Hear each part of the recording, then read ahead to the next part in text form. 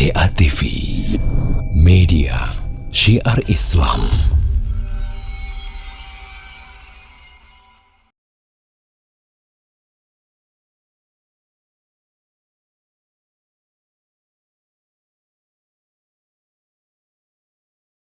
Baik, terkait pembahasan niat walillahil hamd.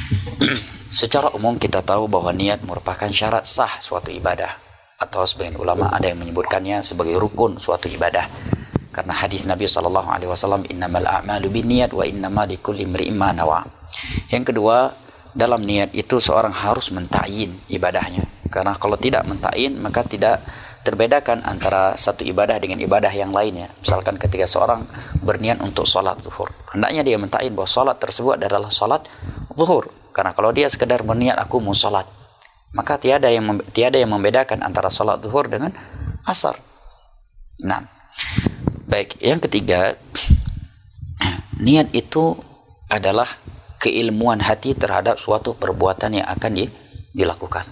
Tatkala seorang hadir di dalam hatinya bahwa dia akan melakukan puasa esok pagi sebagai puasa yang wajib dan dari puasa Ramadan, maka itulah niat, dan niat tempatnya di dalam hati. Menurut Al-Quran, hadis, pemahaman para sahabat Nabi, kesepakatan ulama Islam, ya, sebagaimana dinukilkan oleh Imam Nawawi bahwa tidak disyaratkan untuk dilafadzkan, itu menurut kesepakatan ulama. Ini menerangkan kepada kita bahwa ulama sepakat niat itu tempatnya di hati, ya, dan juga secara bahasa Arab.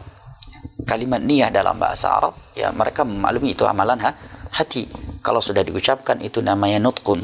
Dan telah kita sebutkan ucapan para ulama yang menegaskan bahwa melafadzkan niat sebelum puasa atau sebelum salat adalah bid'ah yang mungkarah, bid'ah yang tidak pernah dilakukan oleh Nabi dan para sahabatnya, para tabi'in, tabi'ut tabi'in, dan tidak pernah dianjurkan oleh 4 imam mazhab. Walaupun ada beberapa ulama dari beberapa mazhab yang menganjurkan talaffuz niat, seperti mazhab Hanafiyah, ya, tetapi 4 imam mazhab, ya, ditegaskan oleh Syekhul Islam di dalam Majmu' Fatawa, dan selain beliau tidak ada satupun di antara mereka yang berpendapat untuk melafadzkan niat. Bahkan Syekhul Islam menegaskan mereka juga tidak menganjurkan pelafatan niat, baik melafadzkannya di lisan maupun melafadzkannya di dalam hati. Contohnya lafadzkan di dalam hati gini, sama dengan lisan, hanya saja nggak diucapkan, dia lafadzkan. Bagaimana saya coba ucap itu? Kalau dari ucapkan di hati, misalkan di lisan, misalkan di lisan dia ucapkan nawaitu shauma ghadin, kemudian dalam hati dia niatkan ke itu, yang bunyinya adalah nawaitu shauma ghadin. Itu juga sesuatu yang bid'ah, yang tidak dianjurkan oleh Nabi dan para sahabatnya. Niat itu adalah amalan hati, dia mengilmui, dia sadar bahwa dia ingat bahwa apa yang akan dia lakukan tersebut adalah suatu ibadah yang diperintahkan kepadanya dengan sifat-sifat yang Allah Jalla wa'ala dan Rasulnya tentukan. Dan dinukilkan ucapan Imamul Haramain oleh Al-Imam An-Nawawi, atau selain Imam Haramain, di dalam Al-Majmu' Syarhul Muhadzab tentang definisi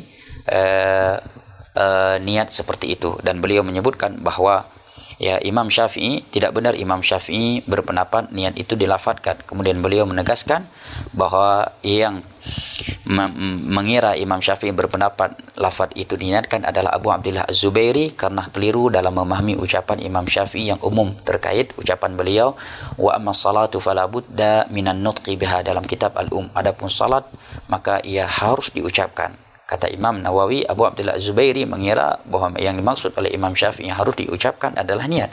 Padahal maksudnya Imam Syafi'i adalah takbiratul ihram. Dan pada pertemuan yang lalu telah saya nukilkan ucapan Al-Imam Nawawi yang menegaskan bahwa para ulama sepakat bahwa lafaz itu bukanlah syarat dari niat itu dilafadzkan.